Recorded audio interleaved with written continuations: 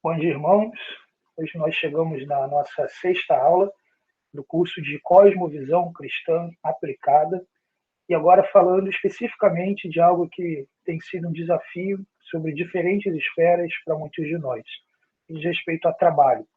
Diferentes esferas porque enquanto uns lutam para conseguir sobreviver no trabalho, outros lutam para conseguir sobreviver sem um trabalho.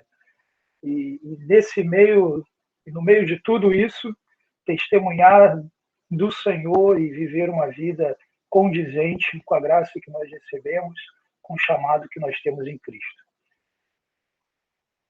Como de praxis, irmãos, aquela nossa breve revisão também do conceito de cosmovisão, não sei para quantos isso já está meio que decorado, mas é legal que isso esteja decorado. Se você conseguir pegar, especialmente o finalzinho o começo e o final dessa frase, isso já vai ser bem legal. Mas a gente define cosmovisão, então, a partir do James Sire, com a seguinte definição. Cosmovisão é um compromisso, a orientação fundamental do coração, que pode ser expresso como uma história ou um conjunto de pressupostos, suposições que podem ser verdadeiras em parte ou de todo falsas, que mantemos de forma consciente ou subconsciente, consistente ou inconsistentemente, sobre a constituição básica da realidade e que fornece o fundamento sobre o qual vivemos, nos movemos e existimos. Se a gente pegar essa primeira frase, o compromisso fundamental do coração, expresso em pressupostos, que fornece o fundamento sobre o qual nós vivemos, nos movemos e existimos, a gente já tem uma informação bem sólida para falar de cosmovisão. E lembrando sempre, gente, como a gente vai ter a oportunidade de explorar mais na última aula desse curso. Cosmovisão não é aquilo que você diz acreditar, cosmovisão não é o conjunto de crenças que você aprendeu, cosmovisão é realmente o que você vive. Então, justamente por isso, na citação do Saire, tem aquilo que é inconsistente ou consistente.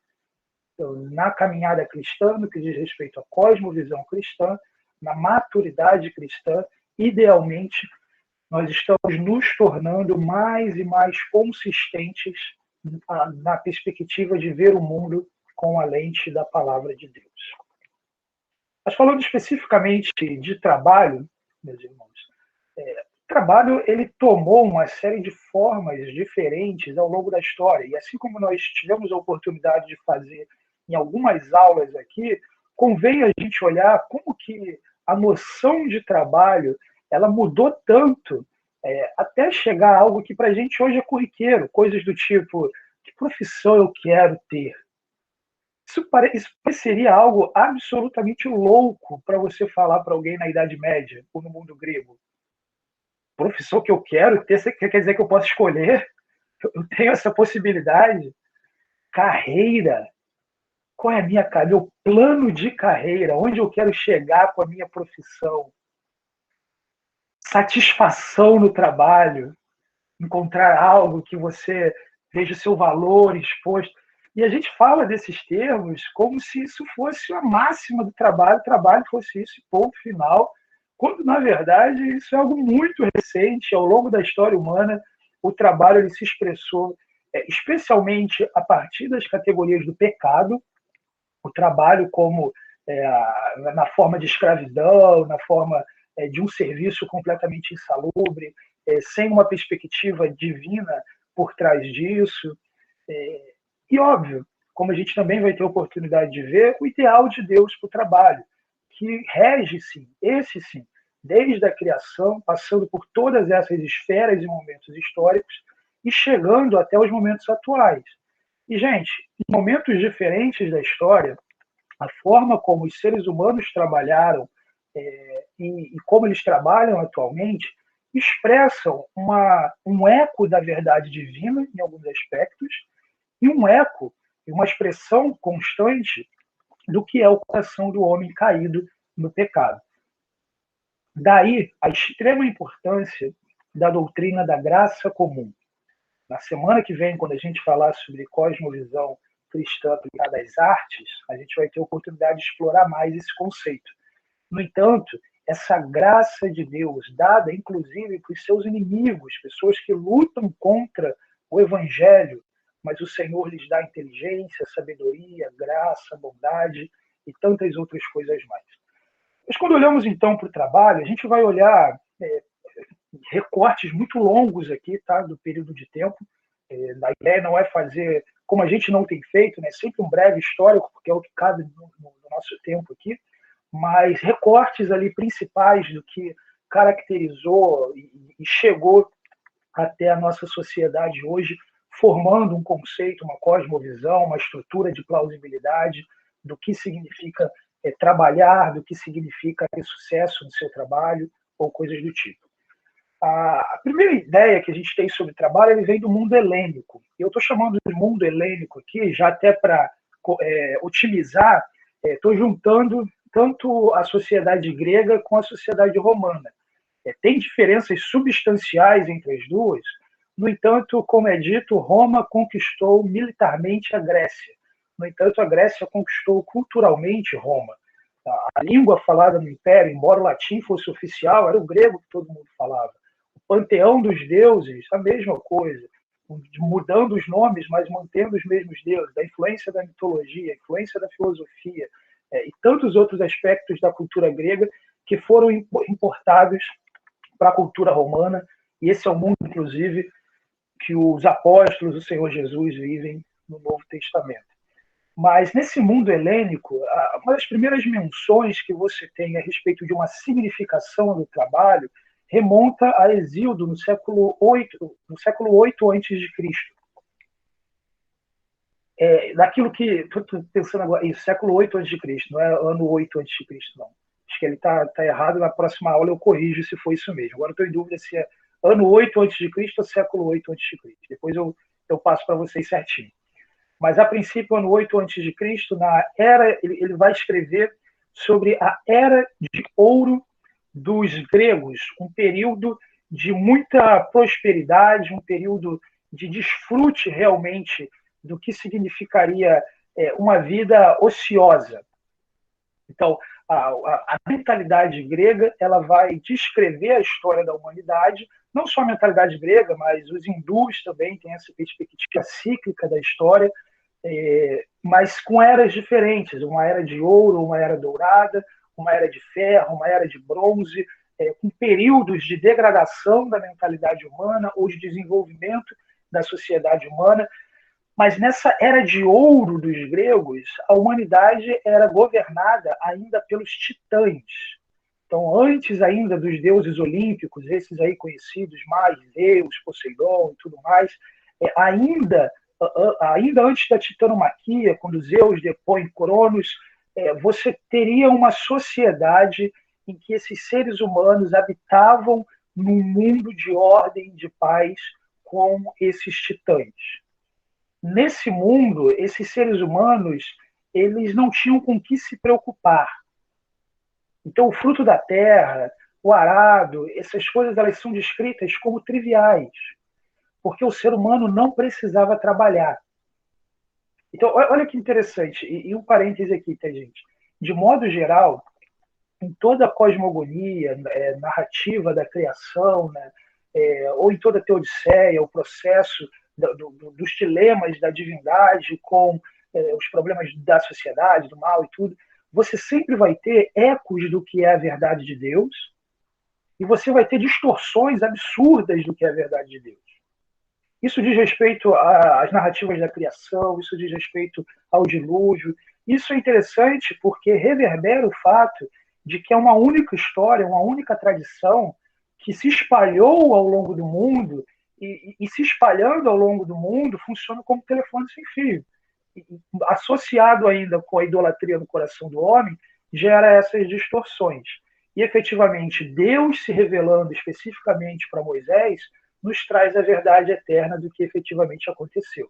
Mas essa noção, por exemplo, de que houve um tempo na história humana em que as coisas eram boas e algo errado aconteceu e as coisas se tornaram ruins, isso é presente em muitas sociedades antigas, no Antigo Oriente Médio e até fora dali.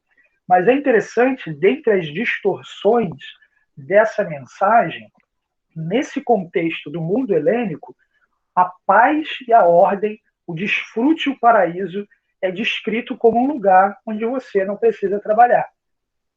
Então, o que é o paraíso? Paraíso é férias eternas. Paraíso não são 30 dias de férias. Paraíso é uma vida de férias numa rede na praia, com o mar batendo, com o barulhinho das ondas. Então, essa seria a definição de paraíso. Eu não preciso entregar meta, eu não preciso ouvir chefe, eu não preciso lidar com funcionários, eu não tenho que me preocupar com fechar a conta no mês, está tudo tranquilo. Eu não preciso trabalhar. Essa é a percepção desse mundo helênico a respeito do trabalho.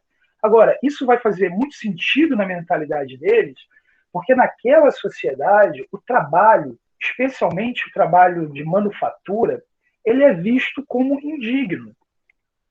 Ele não é trabalho para nobres, ele não é o trabalho ideal para o ser humano.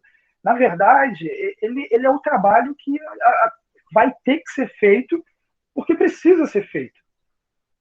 E as atividades intelectuais, como a própria filosofia, a música, elas não vão ser vistas como trabalho, mas elas vão ser vistas como aquilo que o ser humano pode fazer quando ele não trabalha.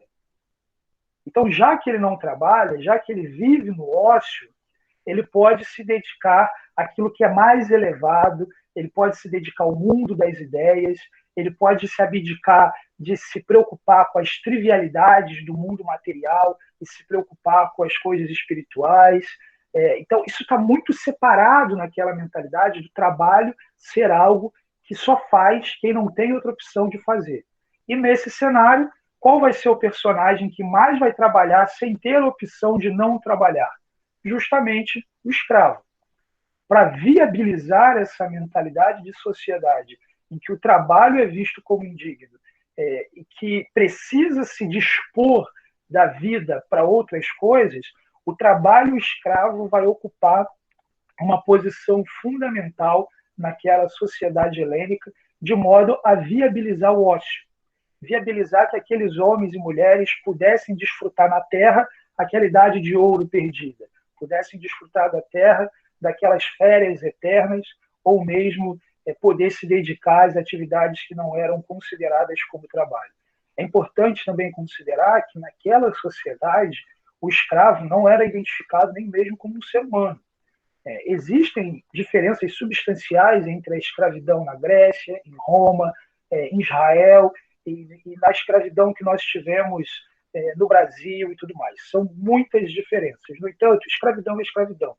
É submeter alguém a um regime de trabalho diferente daquele pelo qual Deus nos criou para expressarmos a natureza do que o Senhor nos concedeu enquanto a sua imagem e a sua semelhança. O propósito do trabalho vai ser, então, tão somente viabilizar a vida. A gente precisa comer, então alguém tem que trabalhar na lavoura. A cidade precisa ser limpa, então alguém tem que limpar a cidade. Então, para que a vida aconteça, o trabalho vai precisar acontecer. E para isso acontecer, o trabalho vai te punir, porque você vai ter que abrir mão da sua liberdade para que a vida seja possível. Então, a indignidade do trabalho é vista dessa forma. Você não gostaria e não deveria gostar, quer dizer, fazendo um anacronismo aqui, tá? Nessa mentalidade grega. Você não gostaria e não deveria gostar de ter um contrato de trabalho que te obrigue a ficar tantas horas por dia num lugar, porque isso está tomando a sua liberdade, e a única razão para você aceitar isso é porque você precisa existir, a vida precisa acontecer, e a partir disso, isso não seria possível. E essa mentalidade muito presente naquela sociedade do trabalho como algo da matéria. Então, é algo limitado a esse mundo físico, que não é esse mundo dos deuses, que não é o mundo dos ideais, que não é o mundo verdadeiro, que é um mundo de sombras, é um mundo que efetivamente não alcança os valores supremos. Então, viver uma vida dedicada à matéria, nessa mentalidade, é uma vida que está sendo desperdiçada.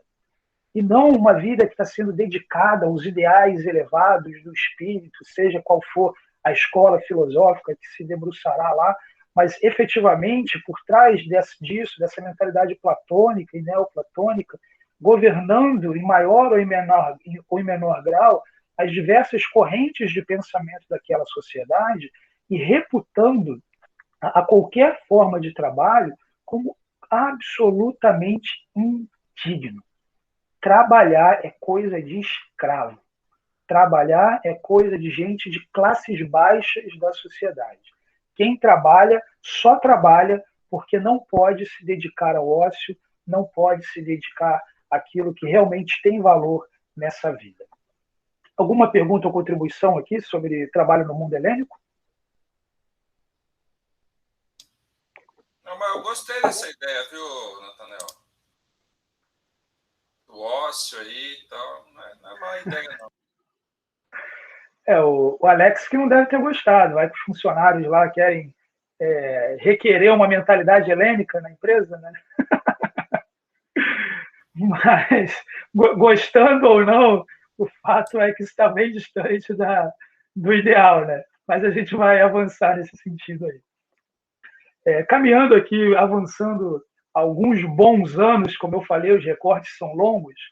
Na Idade Média, já debaixo de um domínio da Igreja sobre a Europa e ainda outros locais, nós temos uma sociedade feudal, onde você tem ainda monarquias ali presentes, mas essas monarquias governando através de senhores que possuem, são donos da terra e possuem seus servos, que efetivamente são aqueles que trabalham e têm o direito de viver naquela terra, têm o direito de usufruir de parte daquilo que eles plantam, mas efetivamente é uma sociedade em que o trabalho ainda não recebe nenhum tipo de sentido próximo àquele que a palavra de Deus apresenta. Uma das grandes figuras da Idade Média, Tomás de Aquino, que vai escrever bastante sobre o trabalho, vai inclusive fazer uma hierarquia das profissões, quais são as profissões mais importantes do que as outras, o que é mais elevado, ele vai colocar como uma das mais importantes a agricultura, justamente porque sem ela as pessoas não vão comer, né? Então, ele concordaria com o comercial que volta e meia passa na televisão, né? É do campo que vem aquilo, agrotec e tal. Mas o ponto é, ele vai colocar essa hierarquia dos trabalhos, né? Você tem uma divisão muito acentuada nessa sociedade entre aquilo que é sagrado e aquilo que é profano. Então, veja, se naquele mundo grego e romano a divisão se dava entre aquilo que é material e aquilo que é espiritual, e espiritual não simplesmente visto de uma forma do espírito, como a sua cosmovisão cristã traduziria imediatamente isso, mas dedicado às virtudes, dedicado à verdade, à bondade, à beleza, esse tipo de coisa. Na Idade Média, vai ter uma divisão muito acentuada entre aquilo que é de Deus, e de Deus, entenda, da igreja a partir da igreja, e aquilo que é do mundo. Ou seja, o que diz respeito ao governo das nações, o que diz respeito ao trabalho da terra, o que diz respeito à guerra, enfim, tudo o que não é efetivamente a igreja. E como as coisas que são de Deus, traduza, da igreja, são as coisas mais importantes, mais sagradas, mais valiosas, essas demais categorias elas vão estar debaixo do domínio dela. Então, justamente por isso, quando você tem ainda o surgimento das universidades no contexto da Idade Média, a teologia era chamada de a rainha das ciências. E a ciência era chamada de a sua serva. Então, essa mentalidade, inclusive do sistema feudal e monárquico, é traduzido, e tem alguns pontos interessantes para a gente considerar dentro dessa linguagem, caso a nossa aula fosse de cosmovisão cristã aplicada à educação, mas, efetivamente, o ponto é, você tem uma visão da igreja como aquela que dá sentido às coisas, e o que diz respeito à esfera eclesiástica é superior ao que diz respeito às profanidades da vida e que meramente existem porque precisam existir, aqui reproduzindo ainda muito daquela mentalidade grega. É importante dizer que na Idade Média surge o movimento do escolasticismo, que vai justamente olhar para essa para essa filosofia grega e fazer uma série de conexões com a teologia cristã. Então, você tem um resgate de muito da mentalidade grega, também aqui, mas ressignificada a partir da igreja.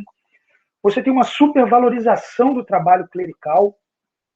Então, como as coisas da igreja efetivamente são as coisas mais importantes desse mundo, naquela mentalidade, aqueles que se dedicam às coisas de Deus são privilegiados, porque não precisam se preocupar com as trivialidades da sua vida.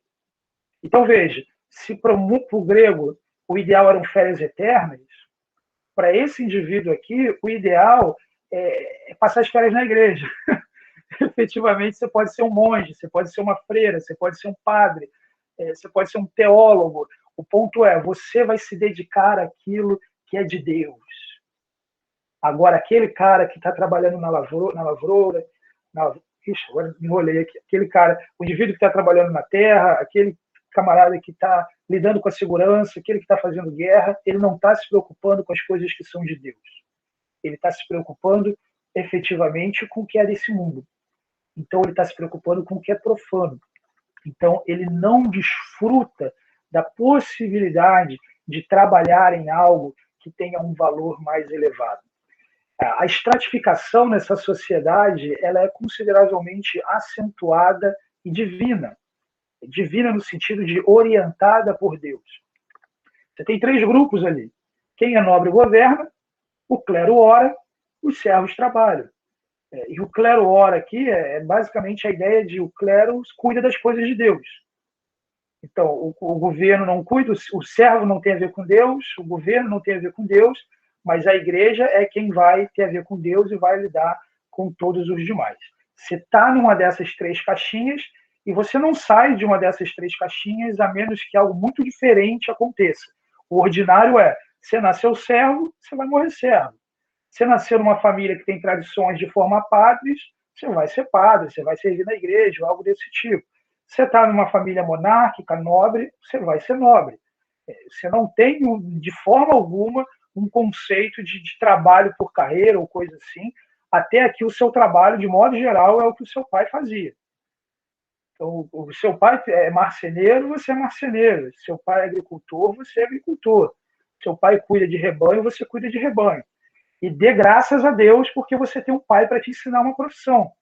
Porque, do contrário, você seria submetido a uma posição na sociedade ainda inferior a isso. Nesse mundo, o ócio, por outro lado, vai ser visto de uma forma mais negativa. Estar desocupado não é algo bom. Mas não é algo bom porque exista um ideal divino para a nossa execução do trabalho do mundo. Mas sim porque talvez a maior profanidade seja justamente a desocupação. Você teria 3 níveis aqui. Ou você trabalha para Deus, ou você trabalha para o mundo, mas se você não trabalha para ninguém, esse seria o pior cenário possível, ainda que certamente, como em todo momento da história, existiam os ociosos, os preguiçosos, e nem todos lidariam efetivamente dessa forma. Mas você tem o conceito ali do nec otium, sem ócio. E se você já juntou aquelas 2 palavras ali, você já deve ter percebido que negotium parece muito com a nossa palavra negócio. É justamente essa a etimologia do sentido de negócio. Estar envolvido em um negócio é estar envolvido em algo que não te deixa desocupado. Então, se você tem um negócio, se você está envolvido em algum negócio desta vida, você está sem ócio, você está ocupado, você está fazendo alguma coisa. E esse é o ideal de trabalho aqui, você precisa fazer alguma coisa. Você tem essa frase de Bento de Núrcia, canonizado pela Igreja Católica como São Bento, ociositas inimica est animae. O ócio é inimiga da alma. Então, viver na ociosidade, viver sem ter um negócio, viver nesse cenário é viver em inimizade contra a alma. A alma precisa do trabalho. Adalberão, bispo de Laon, ele diz o seguinte, a respeito dessas ordens na sociedade. Ternária é a casa do Senhor, e não uma. Aqui sobre a terra, uns oram, outros lutam, e olha que interessante, outros trabalham. O serviço a Deus não é trabalho. Lutar não é trabalho. Trabalhar é arar a terra. Trabalhar é limpar a latrina. Isso é trabalho. Então, perceba que ainda há uma visão de indignidade em relação ao trabalho presente na Idade Média. Nesse vitral ali, é um dos vitrais que mostram essas três classes sociais presentes ali. Né? Você tem o cavaleiro, que é o que luta, você tem um religioso, que é o que ora, e você tem o servo ali com a pá, só olhando os dois conversar, querendo falar alguma coisa, mas parece que não tem muito espaço para ele dizer algo ali. Né? Perceba que o cavaleiro está de costas para ele, né? Ele nem olha para aquele indivíduo. Então, essa é uma representação ali do trabalho no cenário da Idade Média. Alguma contribuição ou pergunta a respeito desse período? Esse daí você gostou também, Marcelo?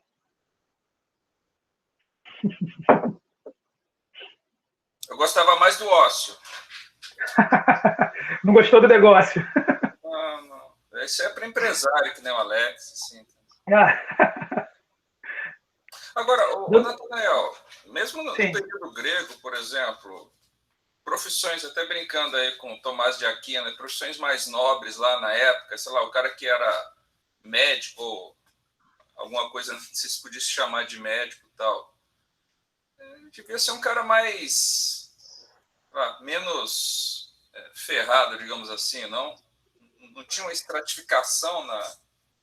Então, naquele mundo helênico, o filósofo, aquele que se dedica aos ofícios da mente, esses indivíduos eles não seriam vistos como trabalhadores, eles não estariam trabalhando. O artista na sociedade helênica, ele é um, de certo sentido, mal visto, digamos assim. Ele é bem visto porque ele está presente no teatro grego, nas apresentações, mas não é alguém que você casa sua filha.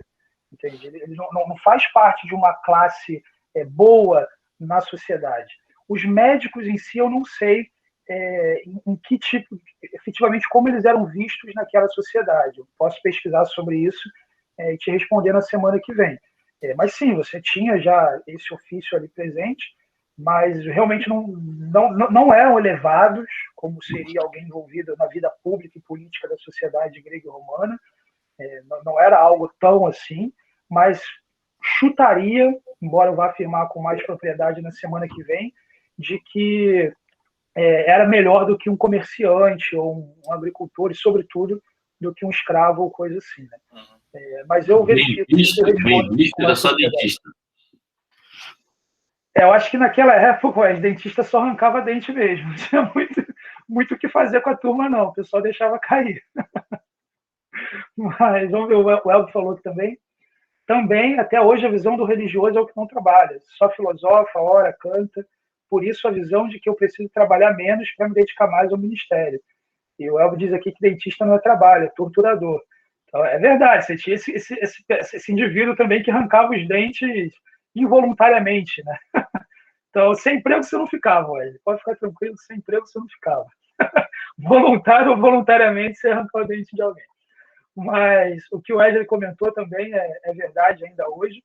Essa divisão entre o sagrado e o secular, entre o profano e aquilo que é do mundo e é profano, e aquilo que é da igreja e é santo, ainda é presente. É o que o Augusto Nicodemos ele chama de a alma católica nos evangélicos. Você tem muita coisa. Lembra que a cosmovisão pode ser inconsistente? Tem muita coisa inconsistente que vem de uma perspectiva católica na mentalidade dos evangélicos até hoje. E essa é uma dessas expressões.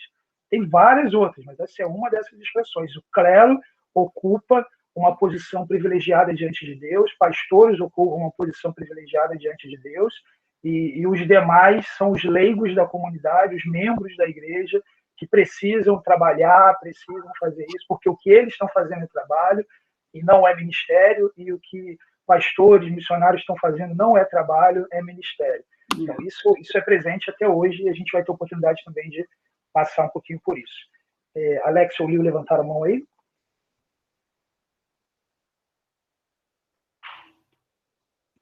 Não é osso, Lio. Acho que ninguém.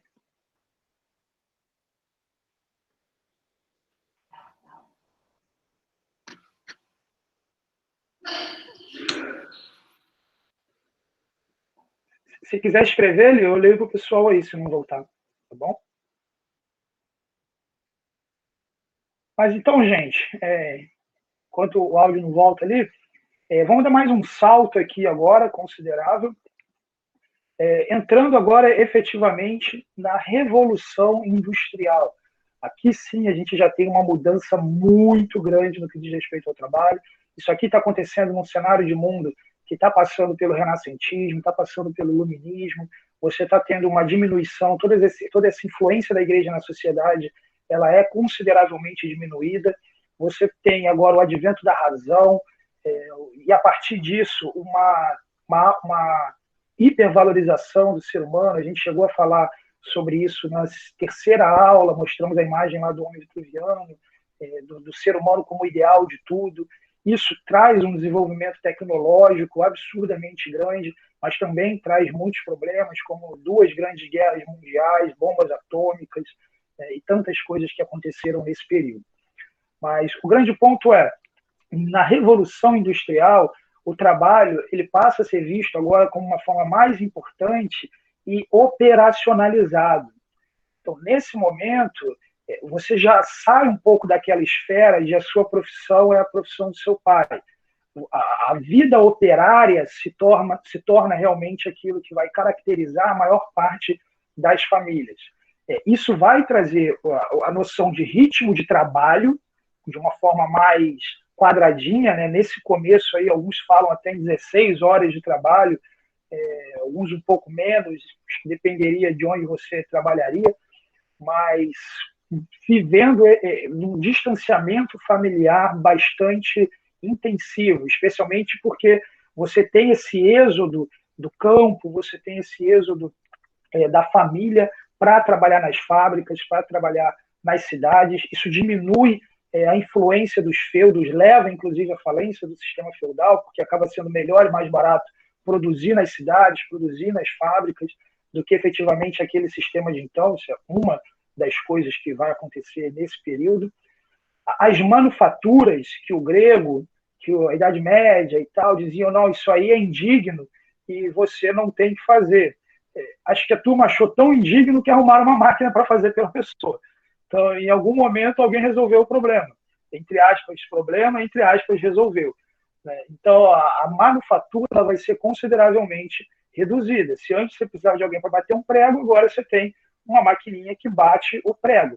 E assim por diante, você tem essa industrialização dos processos manuais, o que faz com que aqueles indivíduos precisem se reinventar. Né? Um filme que é bastante conhecido e mostra um pouco desse processo é aquele Tempos Modernos, do Charles Chaplin. Caso você não tenha assistido, vale muito assistir, tanto por ser engraçado, mas porque traz um retrato muito interessante da vida na fábrica, naquela sociedade. Né? É uma crítica, na verdade, daquele momento da história, que, como todo momento da história, tem os seus benefícios e tem também os seus problemas.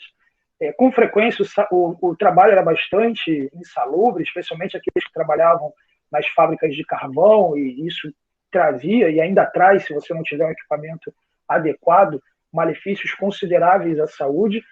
E você ainda não tem uma noção, por exemplo, de direito trabalhista presente ali. O mais próximo disso vai ser já no começo do século XX. Então, está vendo como que querer 30 dias de férias é uma coisa bem nova, né? No começo do século XX, inicialmente no México, quando eles mudam a constituição deles e trazem esse conceito de direito trabalhista e tudo mais, e posteriormente na Alemanha, e a partir daí isso começa a ser mais difundido com países que têm uma interferência maior do Estado nas relações de trabalho, outros com uma interferência menor, as organizações sindicais também com interferência maior ou menor, dependendo da nação. Mas o ponto até esse momento, os direitos trabalhistas eram ainda muito incipientes, e vai ser a partir desse trabalho organizado que esse tipo de coisa vai começar a surgir. Alguma pergunta ou contribuição sobre trabalho na Revolução Industrial?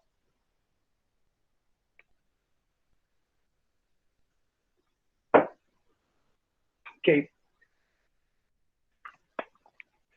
Com esse salto agora, irmãos, nós chegamos, e juntando aqui novamente uma síntese de modernidade e pós-modernidade, no que nós vivemos hoje. Embora parte da Revolução Industrial abarcaria um período moderno, mas penso aqui de um final de modernidade, de início de pós-modernidade, até porque, como a gente está vivendo esse momento agora, a gente não tem como dizer onde ele começou. É fácil olhar para trás e falar, o renascentismo começou aqui, terminou aqui. Mas quando você está no meio da coisa, você tem gente que diz, não, foi lá na queda do Muro de Berlim que começou a pós-modernidade, outros vão falar coisas diferentes. Mas o ponto é, a gente está no olho do furacão, então a gente não tem como dizer quando efetivamente começou, mas a gente identifica esses valores presentes em momentos da história onde a gente já consegue traçar um paralelo até chegar aqui.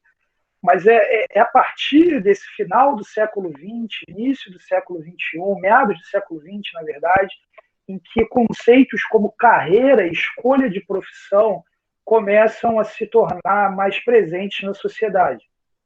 Então, vamos colocar assim, levou alguns milênios para um filho ouvir do seu pai: você pode ser o que você quiser, filho, eu acredito em você. Essa é uma frase que levou alguns milênios para ser dita.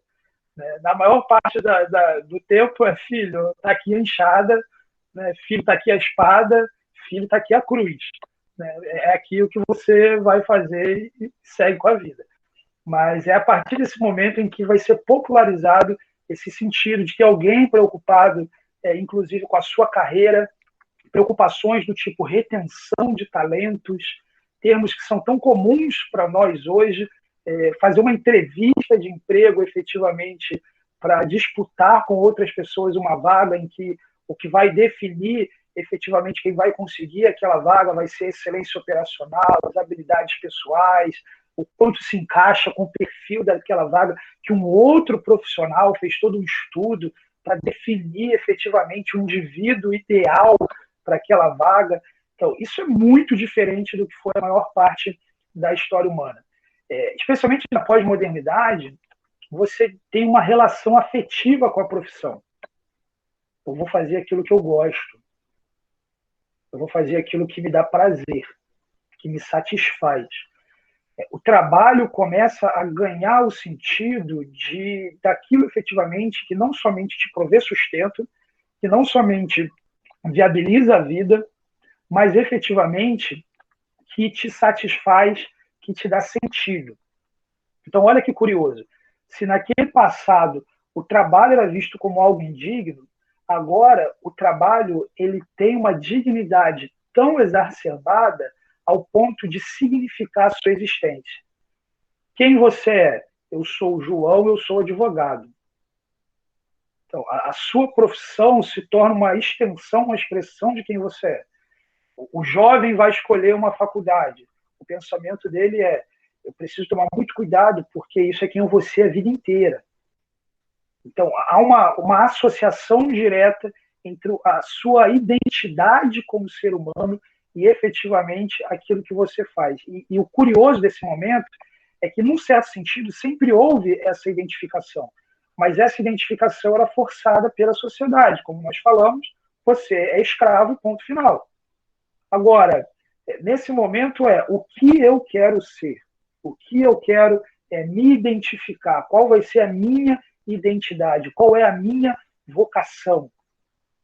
E nesse cenário, esse ser humano ele tem diante dele uma longa mesa de banquetes de diferentes sabores e cores e expressões para que ele possa escolher efetivamente o que ele vai fazer. E isso com um dinamismo enorme. Ele olha no final da mesa um prato e ele diz: opa, é aquilo que eu quero. E antes dele chegar lá, o prato não está mais lá, porque aquilo não serve mais. Já tem uma outra profissão, uma outra solução, especialmente a partir de uma prerrogativa tecnológica e de informação, um dinamismo que faz com que essa identidade precise ser muito fluida, muito líquida, de modo a dar vazão aos imperativos do momento presente. E se na Revolução Industrial você teve a manufatura terminando, nas revoluções de informação e tecnologia no momento da pós-modernidade, você tem profissões terminando e prerrogativas quase apocalípticas de fim de profissões, né? Já vi listas que dizem que até pastor vai acabar, que vai ser robô também, inteligência artificial, mas algumas profissões, um tipo de algoritmo, inteligência artificial que se tem hoje, pense o que uma inteligência artificial poderia efetivamente analisar de textos de lei e chegar numa relação objetiva daquilo que, analisando toda a jurisprudência do mundo, em 1 minuto, seria capaz de oferecer uma solução de um caso. Mas, efetivamente, esse é o momento. Você tem fins de profissão acontecendo com muita frequência. O trabalho ele passa a ser regulado pelo Estado e órgãos de classe. Então, agora você tem o trabalho como algo protegido pelo governo. Então, a esfera do trabalho ela acontece dentro da esfera do governo, de modo que esse intervém especialmente, pegando da nossa aula passada, né, usando a espada naquilo que atenta contra a dignidade daquele ser humano, especialmente hoje em dia no que diz respeito ao trabalho escravo. Eventualmente, na história humana, existem consensos na humanidade que são positivos, são coerentes com a Bíblia, né? E esses consensos, eles mudam com o tempo. Então, não estranhe se chegar um momento diferente na história que a escravidão volte. Isso não é impossível de acontecer, né? Da mesma forma como muito do que hoje a gente vê na pós-modernidade, basicamente são a repetição adaptada para o presente do que é a mentalidade de mundo helênica sobre o que é o ser humano, sobre sexualidade e sobre tantas outras coisas que pareciam, para quem vivia na Idade Média, absolutamente ultrapassadas, mas agora tem uma força de estrutura de plausibilidade. Então, o trabalho escravo, de modo geral, hoje é visto como um consenso no mundo, e consenso não significa que todos pensam assim. O trabalho escravo existe no mundo, existem nações com campos de concentração, muitos cristãos vivendo neles, inclusive, mas, de modo geral, há um consenso, especialmente no Ocidente, contra o trabalho escravo. O trabalho, então, ele significa a existência, nós já falamos um pouquinho sobre isso, e olha que interessante, ele passa a ser um meio de usufruir mais. O camponês, na Idade Média, ele não está preocupado em ir para a Disney. Ele está preocupado em comer no final do dia. E entregar o imposto dele certinho, que ele tem que levar certinho para a família dele não ser escravizada. Entende? O escravo na Grécia Antiga, ele não quer visitar Atenas e estar lá, passear e ver aquilo tudo. Não. Ele quer efetivamente fazer o trabalho dele, torcer para o senhor dele não fazer nenhuma experiência louca que ceife a vida dele. Mas, efetivamente, nesse cenário moderno e pós-moderno, o trabalho passa a ser visto também como uma forma de usufruir mais, consumir mais, ter um prazer maior, viajar, passear, comprar coisas boas, comprar um iPhone, enfim, ter coisas e ter mais coisas, trabalhar mais para poder ter mais coisas. Então, uma das grandes motivações do trabalho nesse nosso cenário, isso é uma diferença muito grande, não é subsistência. Especialmente com o advento de carreira e profissão, um dos grandes propósitos do trabalho é a ascensão social. E por que aquela pessoa trabalha?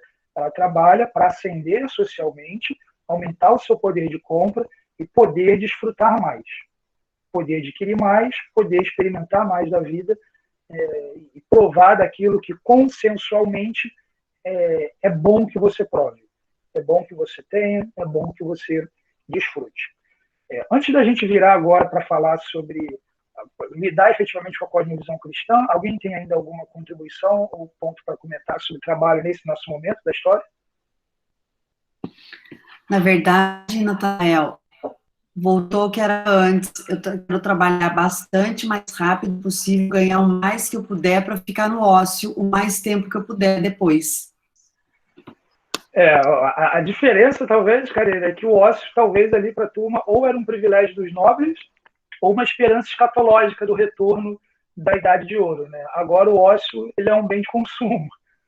E o ócio lá era mais o saber, o intelectual. O ócio aqui é mais quanto mais eu posso desfrutar em comprar mais, ir viajar mais, e, assim, ter mais prazeres realmente materiais, né? Sim, essa é uma observação interessante. O conceito de estar em ócio naquele período é bem diferente do conceito de Degradou estar em até o ócio. ócio. O pessoal conseguiu deixar a preguiça pior, né? Mas eu acho que ele transcende isso, viu, Karina? Assim, eu vejo isso muito analisando gente rico, bilionário, por exemplo. Você concorda que alguém que é bilionário, ele não precisa de mais dinheiro, ele pode viajar, parar de trabalhar e viajar por talvez centenas de anos assim. Então eu vejo muito uma questão de eu tenho 1 bilhão, mas ele tem 10 bilhões, então eu vou trabalhar para ter 15 bilhões, tá? A impressão que eu tenho é que com essas mudanças todas em trabalho, você deu muito mais vazão, tanto para o lado aplicado ao trabalho, para o pecado, né, de frustração profissional. Era um negócio que não existia antes, certo? Você podia até ser revoltado por você ser um escravo e não ser um senhor feudal ou coisa que o valha, tá? Mas não tinha perspectiva de ascensão, então não tinha frustração. Então, a impressão que eu tenho que, aplicado ao trabalho, a gente começa a ter questões assim que dão mais vazão para o nosso lado pecador e caído, tá? De modo geral, como a gente tem visto aí nas últimas aulas, né, quando a gente analisa a história humana, a gente analisa como o pecado degradou a verdade divina. Né? E de diferentes momentos o pecado vai fazer isso. Então, uma coisa que eu tenho sempre batido aqui a história humana é uma história em que a graça de Deus vai limitar a maldade, preservar o bem, coisas boas vão surgir, né? Mas o pecado vai dar vazão desenvolvendo esse mundo de um jeito diferente do ideal de Deus. Então, não tenha dúvidas de que naquela sociedade grega, de que na Idade Média e de que todos os outros momentos tinham valores que se aproximavam muito mais da palavra de Deus do que alguns dos valores que nós temos hoje. E que hoje nós temos valores que, em alguns aspectos, são superiores. Não é porque o tempo mudou, é porque o ser humano é o mesmo. Né? E sendo o mesmo, ele vai interagir com a sua realidade, com esse coração pecador e com a graça de Deus também sobre ele. Mas, sim, a gente tem que tomar muito cuidado de não ter uma nostalgia no sentido de o passado foi melhor. Porque não foi. Né? Então, sim. Liu, aqui. Sobre isso, tem um pouco a ver, a observação que eu queria fazer lá atrás era que é interessante que na Idade Média, né, a gente fala aí de quase 1000 anos, em um período que coincide com o grande crescimento do poder e influência da Igreja Católica. Então, você mencionou anteriormente dos resquícios que vêm até hoje de você separar, né, o que é terreno do santo, né, que o santo não necessariamente significa trabalho. Acho que por um período muito longo da história, que isso foi colocado, né, na sociedade, coincide com o desenvolvimento da sociedade. Aí depois a gente passa, né, pelo renascentismo e chega agora, e eu vejo também um lado positivo de hoje, para a gente também não ficar olhando com nostalgia, achando que sempre lá atrás era melhor. Eu acho que com a liberdade que se tinha até então, né, porque não sabemos o que vai acontecer a partir deste momento presente que vivemos, é um momento em que, de fato, os dons podem ser usados na medida daquilo que Deus nos dá e daquela que é a nossa disposição para produzir para a glória de Deus. Porque antigamente você estava, de certa forma, impedido até de usar dons que você tinha, em função do sistema, em função das regras, em função dos impedimentos que eram colocados pelos sistemas, né, políticos, econômicos e sociais, que vêm desde a época feudal, de muita privação, né? E com a liberdade econômica, você passa a ter a opção de realmente usar o seu dom. Então, de repente, o meu dom, e Deus me capacitou, vou ser um médico, não é porque eu não venho de uma família de médico que eu não vou ser médico, ou vou ser um marceneiro, ou vou ser um pastor, vou trabalhar, né, pro Senhor, mas é um trabalho. Então, eu acho que esse é um aspecto positivo do trabalho na era moderna. Excelente contribuição, né? Então, é bem isso, de que nós temos aspectos positivos e negativos. Esse, sem dúvida, a forma como a sociedade está organizada no Ocidente hoje possibilita que seja menos contracultural uma pessoa desenvolver o mundo a partir das características próprias que Deus concedeu a ela. Em alguns momentos, isso sempre foi imperativo para o ser humano, como nós veremos, mas em alguns momentos seria completamente contracultural alguém querer dar vazão efetivamente às características que o Senhor a concedeu, porque isso seria totalmente fora desse sistema, totalmente fora do que era esperado dela. Então, hoje é um pouco mais fácil, mas é aquela grande história, mais fácil ou mais difícil, nós fomos criados para algo, e como cristãos, mais do que criados, nós fomos incumbidos de uma missão, e somos direcionados por Deus a viver dessa forma. Deixa eu avançar aqui, nós temos ainda 36 minutos, né? Vamos lá. Segundo ponto, então, gente, hoje eu quero fazer bem quadradinho, criação, queda, redenção, e vou colocar também hoje o quarto ponto de consumação, porque para esse tópico é importante a gente tirar a consumação de dentro de redenção e falar como dois blocos separados. O primeiro ponto da criação é entender o trabalho como propósito divino. Isso vai radicalmente, diametralmente oposto, de direção oposta às perspectivas de indignidade do trabalho na sociedade humana. Em Gênesis capítulo 2, versículos 1 a 3, nós temos uma imagem muito curiosa que é Deus trabalhando. Na verdade, não só em Gênesis capítulo 2, mas capítulo 1 inteiro também, mas o ponto é, a palavra de Deus nos diz: assim foram concluídos os céus e a terra, e tudo o que neles há. No sétimo dia, Deus já havia concluído a obra que realizara, e nesse dia descansou. Abençoou Deus o sétimo dia e o santificou, porque nele descansou de toda a obra que realizara na criação. É interessante que o primeiro livro da palavra de Deus começa com Deus trabalhando. Se você olha todas as cosmogonias, especialmente do Antigo Oriente, de como o mundo foi criado, de modo geral, você tem uma batalha entre deuses.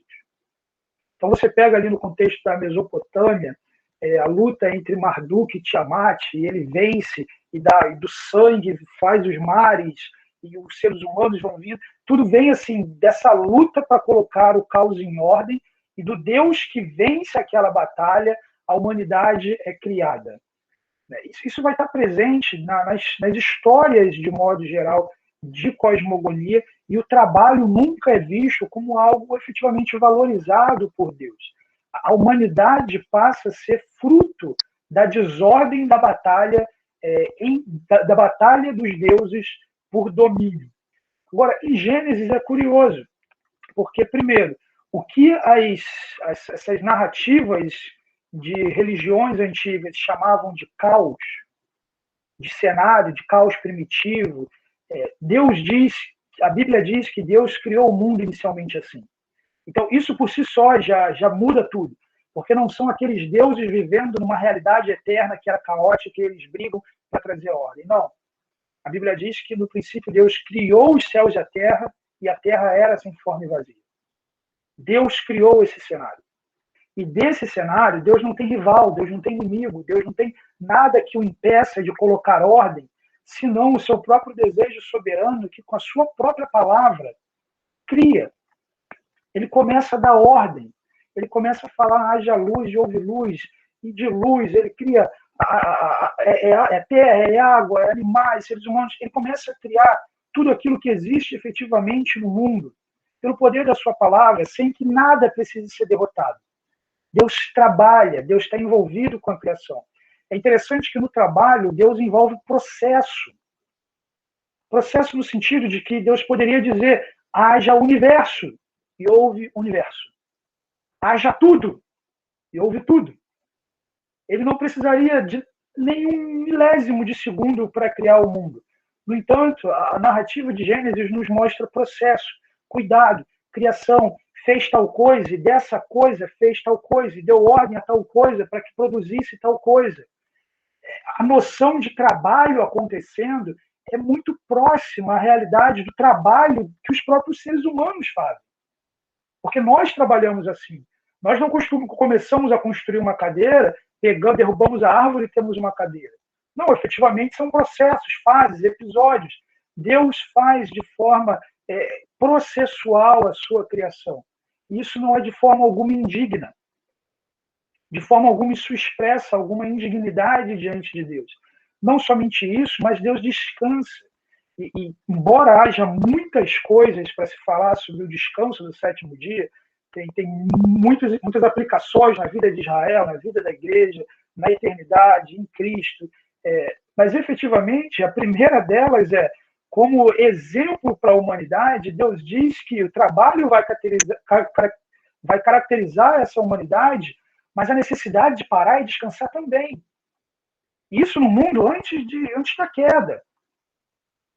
Olha que interessante. Na narrativa de Gênesis, o ócio ele não é inimigo, mas ele não rivaliza com o trabalho. Você vai trabalhar 6 dias, você vai descansar no 7º dia. Você não vai ficar de ócio 6 dias e trabalhar em 1. Na narrativa de Gênesis, o descanso está presente. Os seres humanos não são criados para serem escravos. O descanso está presente, mas o trabalho caracteriza a vida dessa criação como expressão do Deus Criador. Timothy Keller diz: no princípio, então, Deus trabalhou por puro prazer e alegria. O trabalho não poderia ter um início mais glorioso. É interessante essa inferência que o Keller faz. Deus trabalhou por prazer e alegria, porque ele não tinha outra razão para trabalhar. Primeiro, que ele poderia ter criado um criador, da mesma forma como criou os seres humanos para desenvolver o mundo. Deus poderia falar: olha, eu vou criar um ser aqui que é quem vai criar tudo isso. Poderia ter feito isso. Ele não precisava trabalhar. E como já falamos, ele poderia, entre aspas, ter bem menos esforço. Não que Deus tenha tido esforço, mas Deus não precisava desses processos. Ele poderia tão somente ter criado tudo. Por que Deus fez assim? Ele fez assim porque ele quis. Então, ele trabalha por prazer e alegria, e o trabalho não poderia ter um início mais glorioso, não é visto como indigno numa cosmovisão cristã.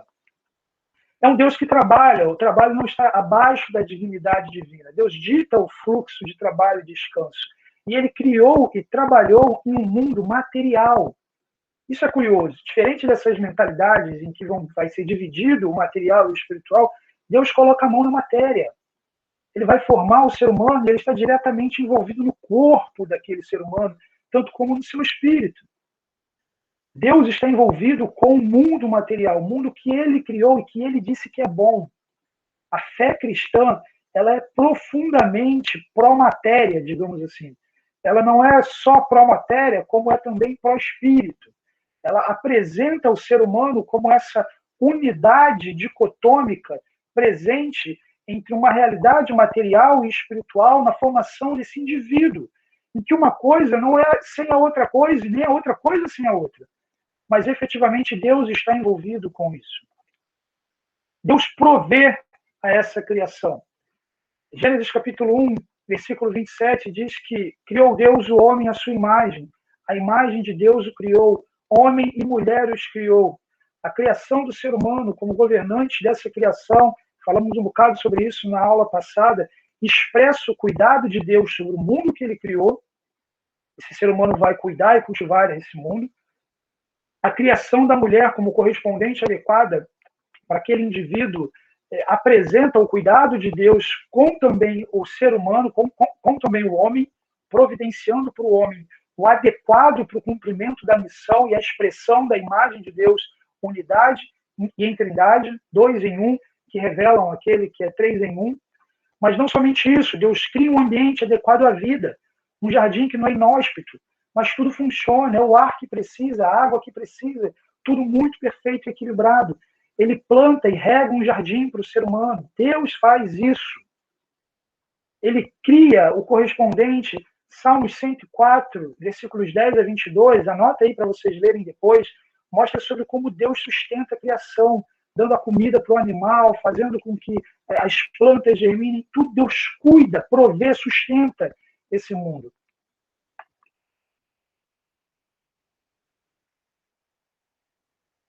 Timothy Keller, deixa eu ler para vocês, tem o Salmo aqui. Salmo 104, 10 a 22. Fazem jorrar as nascentes nos vales e correm as águas entre os montes. Delas bebem todos os animais selvagens e os jumentos selvagens saciam a sua sede. As aves do céu fazem ninho junto às águas e entre os galhos põem-se a cantar. Dos seus aposentos celestes, ele rega os montes. Sacia-se a terra com o fruto das tuas obras. É ele quem faz crescer o pasto para o gado e as plantas que o homem cultiva para da terra tirar o alimento.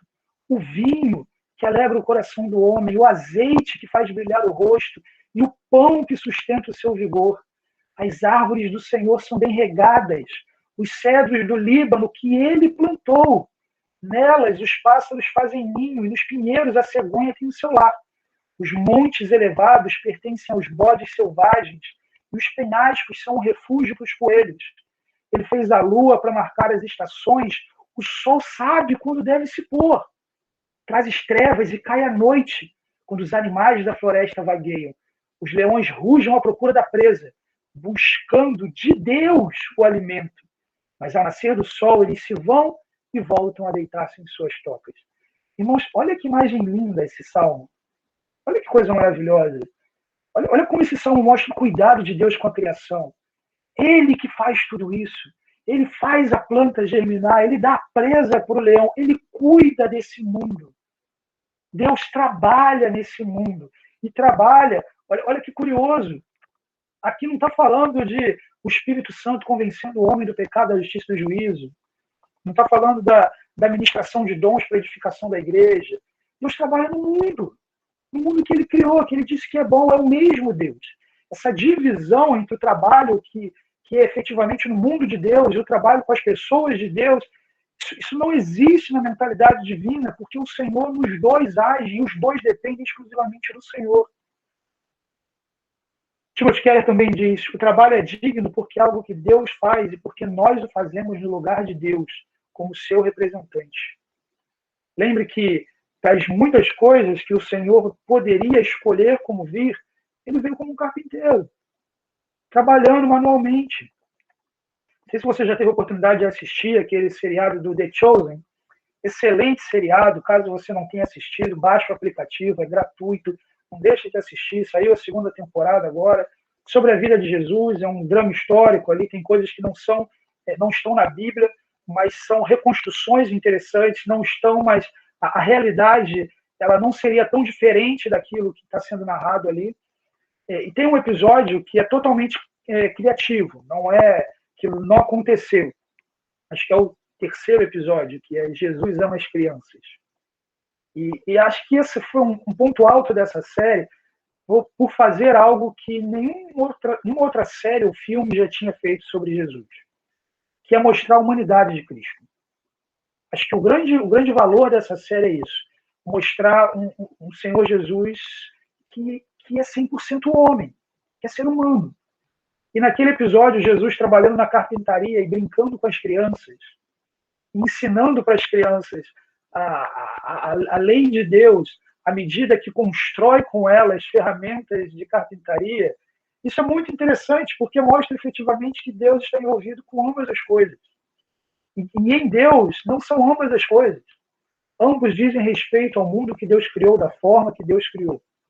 Assista essa série, caso você não assistiu ainda. É um Deus que delega. Versículo 28, Deus os abençoou e lhes disse, sejam férteis e multipliquem, se enchem e subjuguem a terra, dominem sobre os peixes do mar, sobre as aves do céu, sobre todos os animais que se movem pela terra. A gente trabalhou um bocado sobre esse texto semana passada, mas o ponto é, Deus poderia ter criado o mundo já com uma sociedade hiperdesenvolvida, todo mundo com nave espacial, né, com um monte de coisa, tecnologia, internet, tudo funcionando, mas não, ele criou um jardim. E nesse jardim ele colocou o homem com o dever de encher a terra.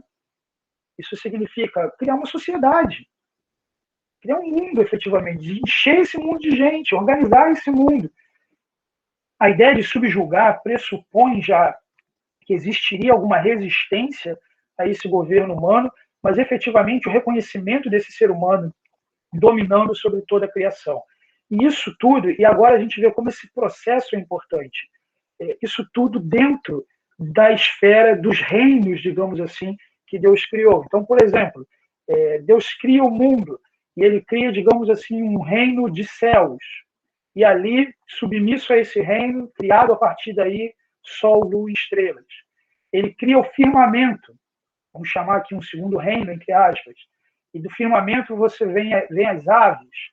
Ele cria a água, as águas, e dali os peixes. Ele cria a terra, e dali os animais terrestres, e também plantas e tudo mais. E ele cria o ser humano. E o ser humano como governando sobre esses processos. Governando e desenvolvendo mais. Sol, luz, estrelas.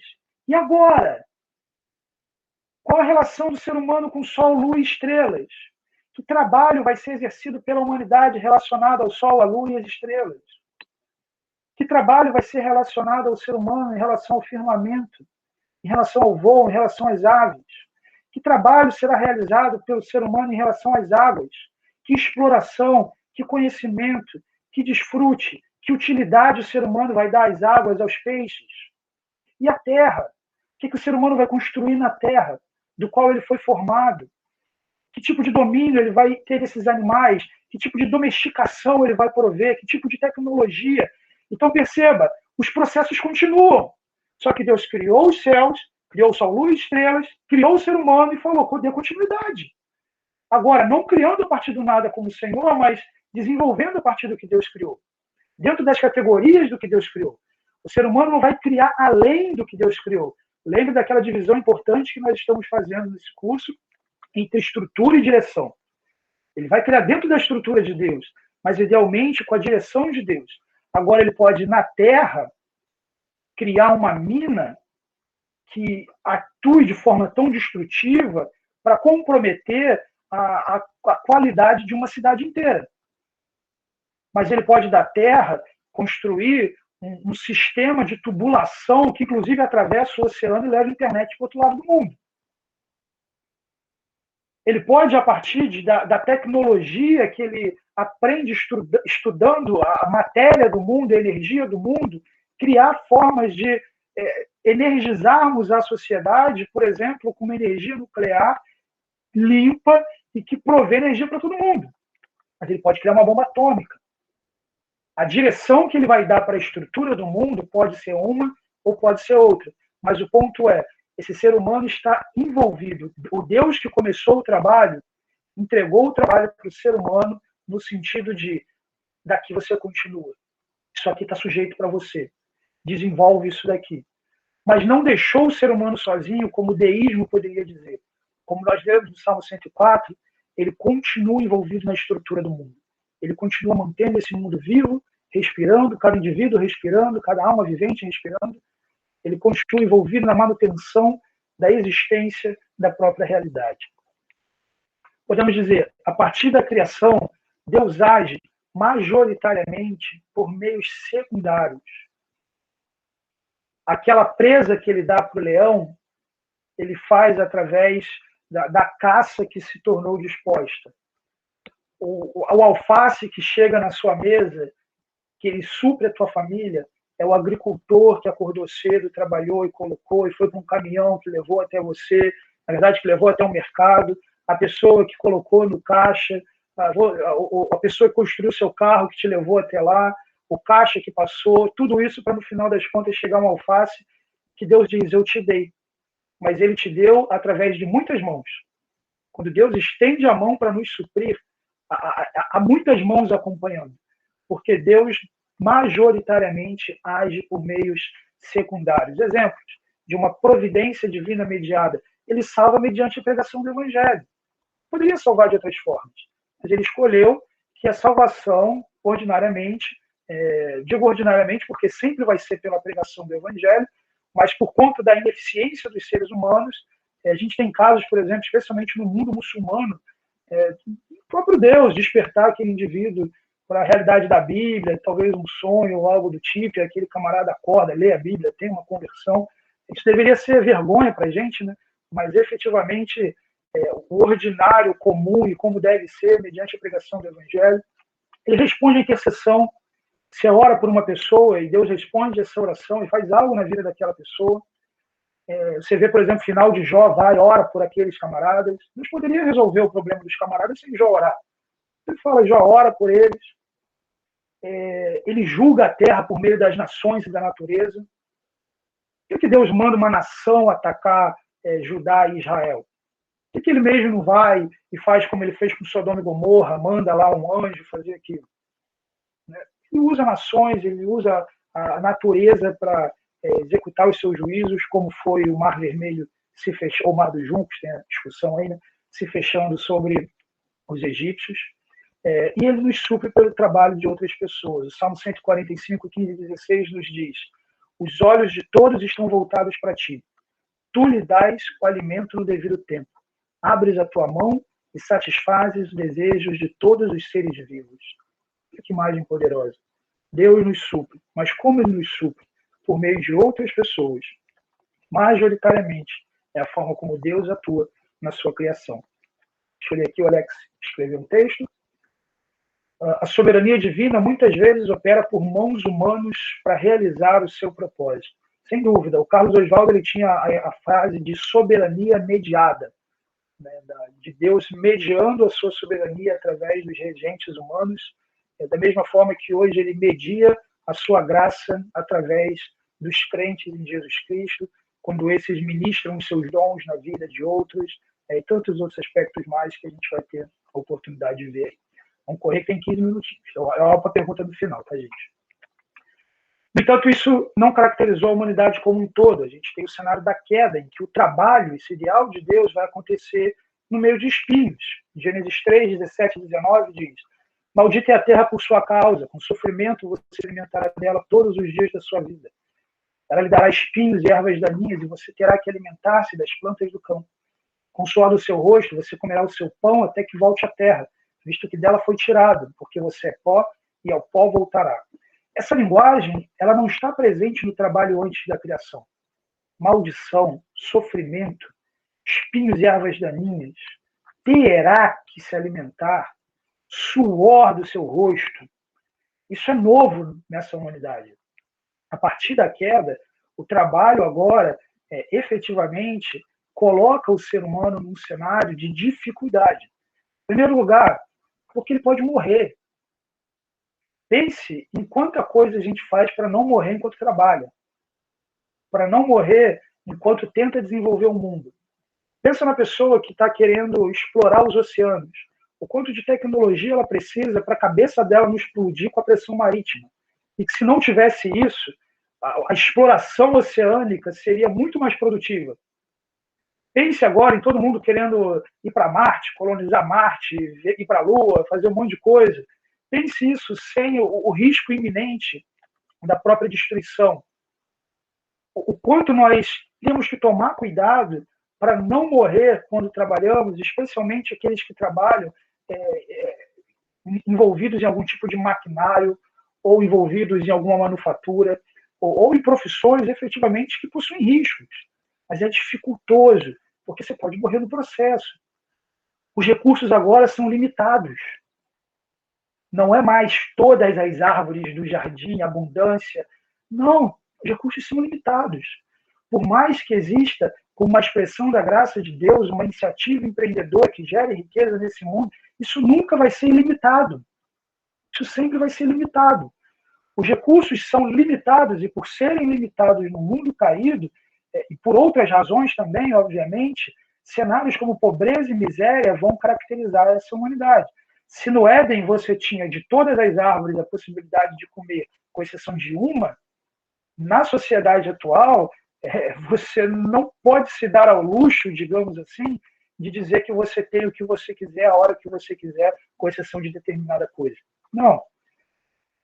Você tem o surgimento de trabalhos ilícitos, como a prostituição, a pornografia, como o tráfico, seja qual for o tipo de tráfico, tantas outras expressões de trabalho que são ilícitos, que é o uso em prol do pecado das potências que Deus concedeu ao ser humano.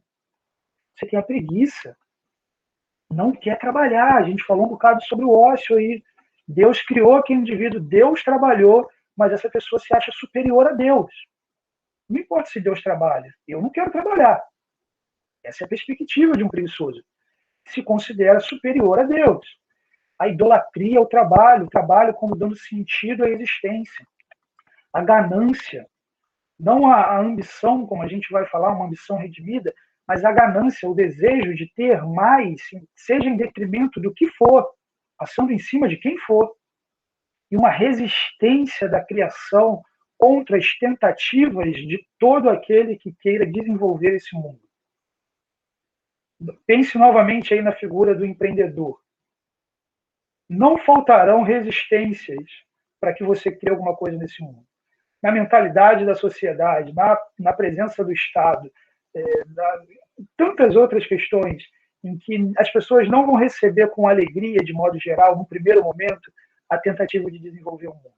Vai ser assim tudo, a criação do carro, lâmpada e tantos outros aspectos. Né? Um episódio curioso é quando o Henry Ford vai a um banqueiro, se não me engano, pedir um empréstimo para o carro, e ele tem isso negado, e não lembro se é num jornal que o camarada coloca isso, ou se ele fala isso para o próprio Henry Ford, mas ele diz o seguinte: o carro é uma moda passageira, o cavalo chegou para ficar.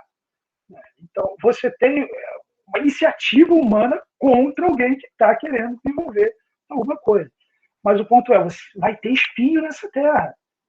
E para quem não está empreendendo, para quem está trabalhando, igualmente. Experimenta, na maior parte dos chefes, existem chefes que estão mais alinhados com uma boa perspectiva de trabalho, mas experimenta trazer algo muito inovador. Especialmente se você só tiver ideia, mas não estiver tão bem embasado assim. Você pode sofrer resistência. Mas o ponto é, tem cansaço, tem dificuldade. Isso é a expressão de um mundo caído. No entanto, mesmo nesse mundo caído, esse mundo é desenvolvido. E especialmente, olha que curioso, na geração em que o pecado se vê mais presente. Em Gênesis capítulo 4, nós temos a narrativa de Caim, da sua descendência, e uma das coisas que nós vemos é que ele encontra uma esposa. Então você já tinha uma cidade, você já tinha uma sociedade organizada. Dos seus descendentes, você tem Jabal, que desenvolve a pecuária. Você tem Jubal, que desenvolve a música. Você tem Tubal-Caim, que desenvolve a manufatura e a metalurgia. Então, mesmo nessa sociedade caída, o mandato cultural de Deus de desenvolver esse mundo, ele continua presente nessa sociedade. Mas a queda não é o fim da história. A redenção ressignifica o trabalho pelo poder do Evangelho. A grande questão é como glorificar a Deus trabalhando em um mundo caído, tendo um coração regenerado. Quero colocar aqui 5 expressões que vêm pintar aqui para mostrar para vocês. Um livro que ele não é tão lido sobre esse tema, o pessoal normalmente lê o do Timothy Keller. Não está aqui. Mas é o Evangelho no Trabalho, do Greg Gilbert. Não está mesmo. Excelente livro, boas contribuições para ler sobre esse tema. Ele coloca outros pontos além desses que eu não acho que vale a pena a gente tratar, e eu acrescento esse último ponto ali, uma ambição redimida, como algo importante para a gente considerar. Os outros 4 são dele. Mas, em primeiro momento, trabalhe para Deus. Ame o Senhor, o seu Deus, de todo o seu coração, de toda a sua alma, de todo o seu entendimento. É o que nos ensina Mateus 22, 37. Amar ao Senhor com todo o coração, com a integridade do seu ser. Amar ao Senhor com toda a sua alma, com toda a sua imaterialidade, enfim, e amar ao Senhor com a sua compreensão, com a sua inteligência, com o seu entendimento. Isso diz respeito ao nosso trabalho. Como que eu amo ao Senhor no seu trabalho. Agora pense, você tem estimativas diferentes, mas alguns chegam a dizer que 20% da sua vida você vai passar no trabalho. Se você não considerar a autoridade e o padrão de Deus no seu trabalho, reconhecer a Deus no seu trabalho, uma parte substancial da sua vida vai ser vivida sem expressar realmente o que Deus fez em você. Isso é muito sério. É o palco, a arena, onde boa parte da sua vida vai acontecer. Você tem que levar Deus a sério ali. Olha o que Colossenses 3, 22 a 24 diz. Escravos, obedeçam em tudo a seus senhores terrenos, não somente para agradar os homens quando eles estão observando, mas com sinceridade de coração, pelo fato de vocês temerem ao Senhor. Tudo que fizerem, façam de todo o coração, como para o Senhor e não para os homens, sabendo que receberão do Senhor a recompensa da herança. É a Cristo Senhor que vocês estão servindo. Não é para agradar um chefe por conta do trabalho, não é para agradar os clientes pelo lucro, é para agradar o Senhor pela herança. Temer ao Senhor, tem uma relação direta entre temer ao Senhor e amar ao Senhor e obedecer ao Senhor. Não são coisas diferentes, efetivamente elas estão todas conectadas. esse temor ao Senhor que se expressa numa vida que leva Deus a sério, uma expressão de amor, de genuína fé diante do Senhor, precisa se expressar no trabalho até, olha que curioso, naqueles que estão submetidos a uma relação ilícita, que é o caso de um escravo. O Novo Testamento não vai se dedicar a uma pauta anti-escravidão, a preocupação é outra no Novo Testamento, mas mesmo o apóstolo Paulo, em 2 Coríntios, deixa claro, se você pode obter sua liberdade, se tem tempo para isso, obtém, sai fora da escravidão, porque não é o ideal de Deus isso daí. Mas se esse é o seu cenário, fica como você está e vão glorificar Deus nesse cenário. Então, o ponto é, fazendo uma aplicação disso para hoje, o espaço para glorificar a Deus não é a sua ascensão profissional, é onde você está. Se tem espaço para um escravo glorificar a Deus, tem espaço para um assistente administrativo, para um operador de telemarketing, para um engenheiro, para um assistente de advocacia, como tem espaço para um empreendedor, para um CEO, para um deputado, para pessoas que ocupam altas posições na sociedade. O ponto é, a presença de um escravo que glorifica a Deus escandaliza cada um de nós em nossas profissões e expressões no desafio de glorificar ao Senhor. Deve nos escandalizar. Porque se aquele camarada glorifica o Senhor, o que eu tenho para dizer? O que ele vive em dificuldade para glorificar a Deus, em ser obediente a Deus no seu trabalho, que o meu cenário é pior. O ponto é, se Deus requer isso de um escravo, quanto mais ele não requer de nós.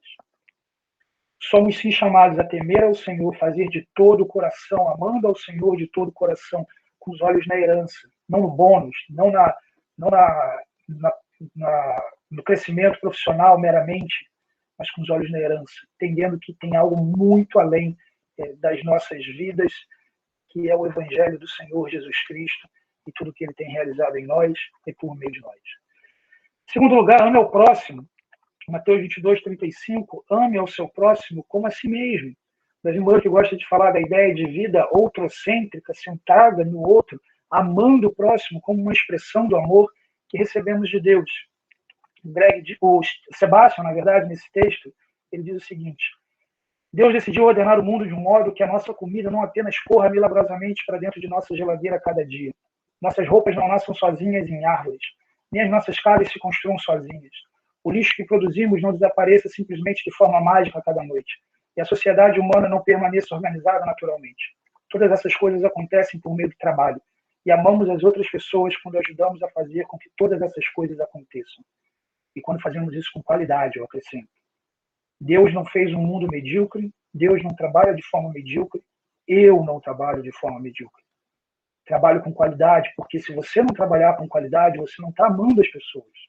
Se você trabalhar com preguiça, com negligência, alguém vai pagar o preço dessa preguiça e negligência. Dependendo da sua profissão, como acontece, vai pagar com a própria vida. Amamos ao outro quando produzimos coisas com qualidade, servimos ao mundo que Deus criou, desenvolvemos ao mundo que Deus criou, mesmo com coisas simples. Pense numa cadeira. Você pode, talvez, olhar com desprezo e ser tentado a olhar com desprezo um senhor produzindo uma cadeira. E você olha para aquilo, talvez considere a sua profissão superior. Mas vai tentar você fazer. Primeiro você vai precisar, sem ninguém, primeiro você vai precisar derrubar a árvore. Mas para derrubar a árvore você precisa de uma ferramenta. Vamos supor que você consiga fazer a ferramenta, sem nenhuma outra. Você vai precisar agora ter toda a força, disposição e energia para derrubar e limpar aquilo. Mas não basta disso, não basta isso. Você precisa transportar aquilo para algum lugar. Então você precisa de um veículo. Vamos pensar que você não precise produzir esse veículo. Você vai precisar de uma estrada. Talvez a ferramenta que você usou para a árvore, você consiga abrir uma estrada ali, duvido muito. Além disso, você ainda vai precisar, uma vez transportado, chegado ao lugar onde você vai precisar, de novas ferramentas para construir aquilo. Somada à habilidade e tantos outros processos que eu não entrei aqui, que, a bem da verdade, você sentaria no chão. O ponto é, nós precisamos das outras pessoas. E amamos, expressamos o amor a Deus amando aos outros, quando efetivamente fazemos boas coisas e desenvolvemos o mundo de Deus com uma qualidade que expressa a imagem e semelhança que recebemos do Senhor. Timothy Keller diz, todas essas coisas são chamados de Deus, são instrumentos usados por Ele para a distribuição de suas dádivas a nós, até a mais simples lavradora está cumprindo o chamado de Deus, como Lutero pregou, Deus ordenha as vacas pelas mãos da ordenhadeira. É o conceito que o Keller chama de as máscaras de Deus. Como se Deus estivesse mascarado ali, escondido, suprindo através das mãos de outras pessoas. A intensidade pelo qual esse suprimento vai acontecer pode mudar. A frequência com que esse suprimento acontece pode mudar. Até mesmo a nossa percepção desse suprimento pode mudar. Mas tem uma coisa que nunca vai mudar, que é efetivamente aquele que nos supre. O provedor é sempre o mesmo. É Deus quem nos supre pelas mãos de outras pessoas e somos nós quem estendemos a mão e suprimos outras pessoas, abençoando e ministrando na vida dessas pessoas como uma expressão da bondade e da atuação de Deus. Pode falar aí, Alex. É interessante quando a gente contempla a redenção sob essa perspectiva de que ela representa, de alguma forma, mitigar os efeitos da queda, né? Ainda que parcialmente. E dar a direção original que o Senhor tinha para determinado propósito, a forma como fica aparente, como o nosso trabalho tem uma semelhança enorme, conceitualmente, com o que Deus fez originalmente. E aí, isso dá para a ideia de imagem e semelhança uma dimensão muito grande, né? Porque, essencialmente, o que a gente vê o Senhor fazendo nos primeiros capítulos de Gênesis? Nós vemos ele partindo do caos, né? De um conjunto desorganizado de coisas, e dando propósito, né? E dando ordem. E veja que, em uma medida muito importante, o nosso trabalho hoje também pode ser isso, né? Então, eu penso aqui, por exemplo, no Elby. O Elby, no trabalho dele, essencialmente o que ele está fazendo é dando ordem e significado ao caos, partindo de células e fenômenos e processos biológicos e entendendo aquilo, né? Um dentista parte do caos, né, da boca de alguém, de processos que fugiram ao controle em função do próprio pecado, né, e dando ordem de novo. Um arquiteto, a Ana Paula está aqui, o que um arquiteto faz? O arquiteto parte da beleza inicial que o Senhor criou e que a queda também impactou, porque a beleza não é mais intrínseca, né? Mas partindo das formas, dos materiais, das linhas, ele toma esse caos, ordena e cria beleza, né?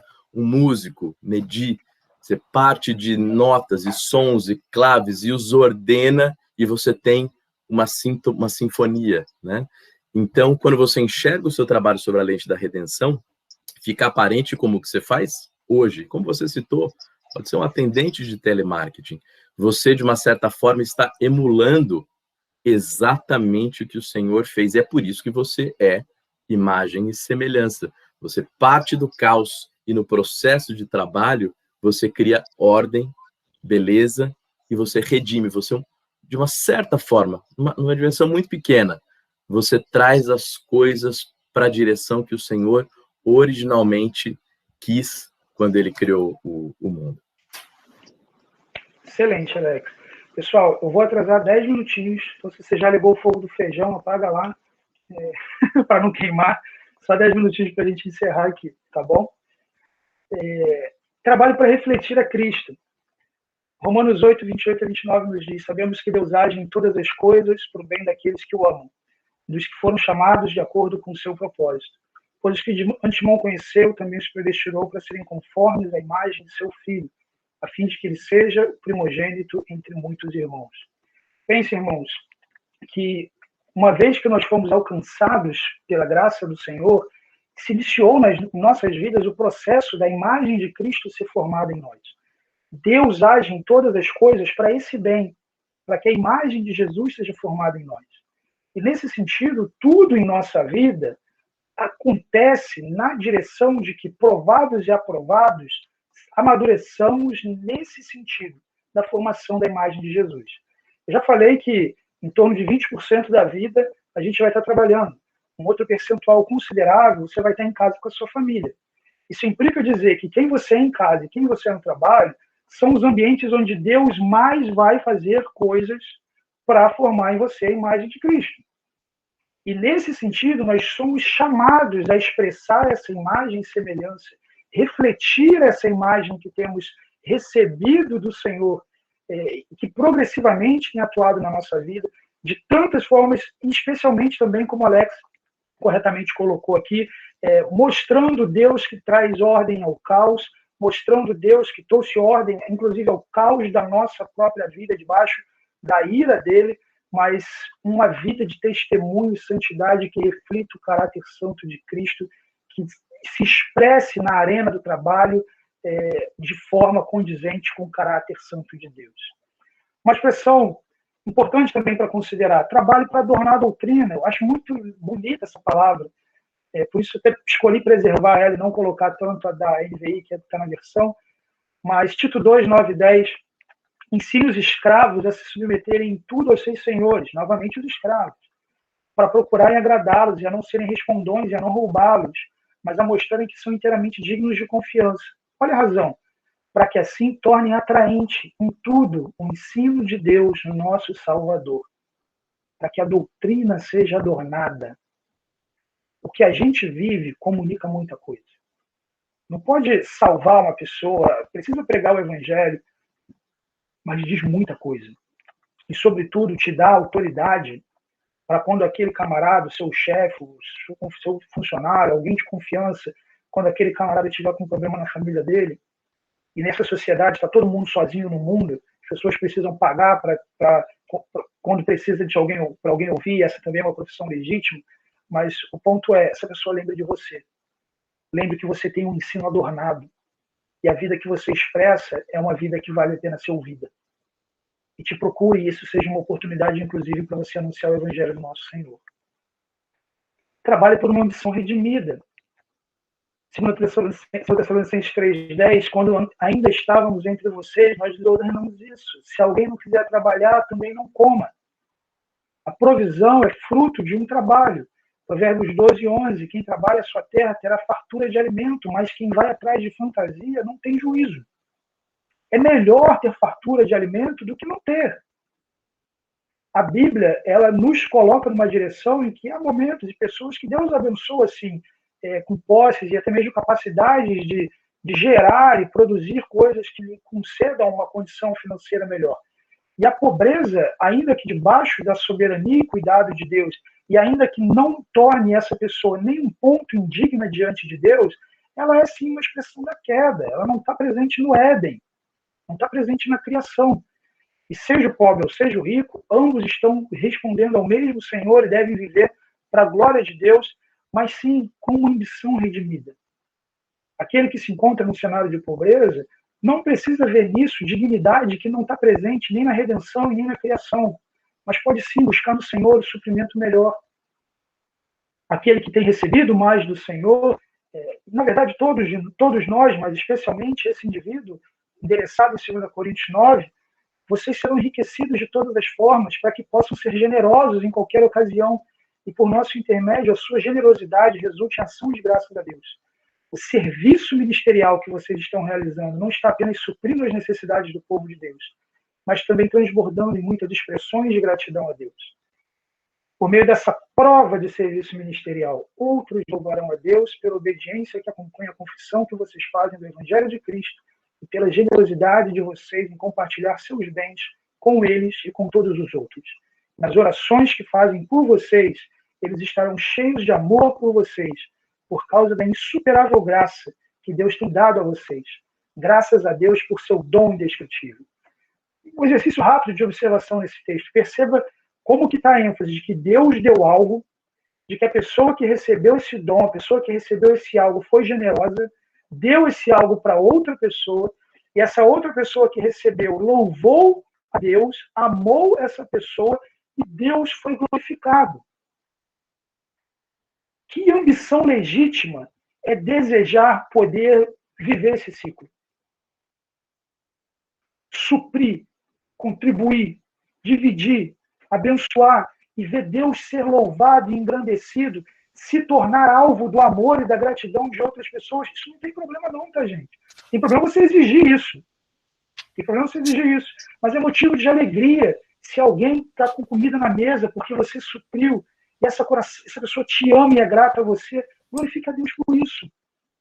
Que ambição maravilhosa é podermos buscar, criar e expressar mais e buscar, sim, usar o dinheiro, ter mais dinheiro, não somente para desfrutar mais e guardar mais, que também é legítimo, mas, sobretudo, também para contribuir, edificar e promover a bondade, a verdade, a beleza, a justiça, os valores do reino de Deus, o progresso do reino de Deus e, sobretudo, o cuidado com o próximo que Deus me tem permitido conhecer. Por fim, gente, com isso aqui termino. Consumação. Se você acha que a Bíblia termina com ócio e sem trabalho, ela termina como ela começa. Apocalipse 22, 3 e 4. Já não haverá maldição nenhuma, falando aqui da nova realidade do porvir. Não haverá maldição nenhuma. O trono de Deus e o Cordeiro estará na cidade. Os seus servos o servirão. Eles verão a sua face. O seu nome estará em sua testa. O mundo por vir, irmãos, é um futuro de serviço. Tem uma nova criação que aguarda os cristãos ressurretos em Cristo numa nova terra, numa nova dimensão, com novas possibilidades. Desconstrua essa imagem de uma eternidade tocando harpa em cima de uma nuvem. Vai ter música, sim, isso vai ser belo, muito mais belo do que provamos hoje. No entanto, uma nova criação sem as limitações da queda, aquelas dificuldades que nós falamos, com as potencialidades de um novo corpo, com uma nova mente, com uma nova disposição física. De que forma nós vamos servir a Deus? De que forma os servos servirão? Eu vou me calar onde a Bíblia se cala, mas efetivamente tem uma eternidade de possibilidades de serviço, de desenvolvimento, para a glória de Deus. O descanso eterno não é um dormir e ficar na rede. O descanso eterno é descansar das nossas obras, é descansar desse mundo de pecado, é descansar da maldição desse mundo. Mas é servir a Deus fora da esfera do cansaço promovido pelo pecado, mas continuando expressando a glória de Deus numa eternidade diante de Deus, de tudo o que nós poderemos fazer e expressar, de tudo que o Senhor nos direcionará a fazer, não um mundo deísta, irmãos.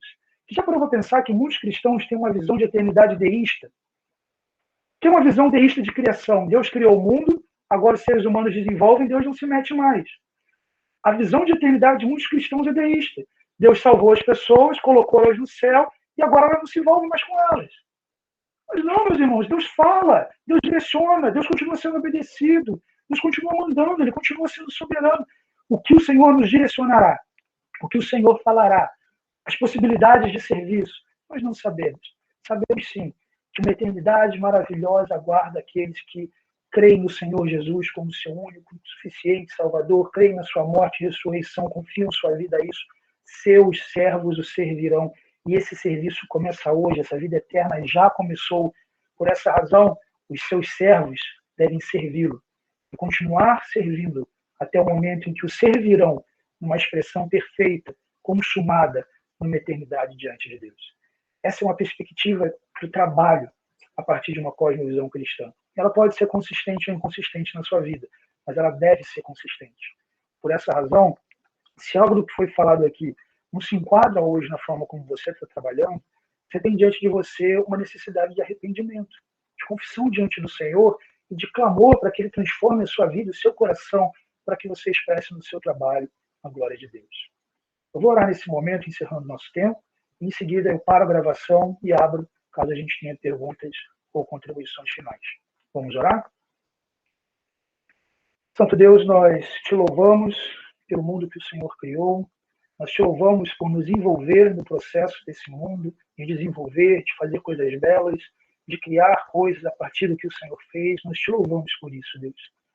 Clamamos que na expressão de trabalho, dons, talentos que o Senhor nos concedeu, o Senhor nos permita fazê-lo com excelência, para a glória do Senhor, em amor ao próximo, com uma ambição genuína, ó Deus, e expressando, refletindo ao Senhor Jesus Cristo. E ansiamos, ó Pai, o dia em que serviremos na eternidade na consumação de todas as coisas. Ansiamos pelo retorno do Senhor Jesus Cristo. É superior à nossa ambição profissional, é superior ao nosso desejo de carreira, é superior a tudo isso. Sobretudo, desejamos que o Senhor venha e consuma essa história, que o Senhor venha e restaure, e crie, e faça todas as coisas conforme o teu bom propósito. Nós te louvamos em nome de Jesus. Amém.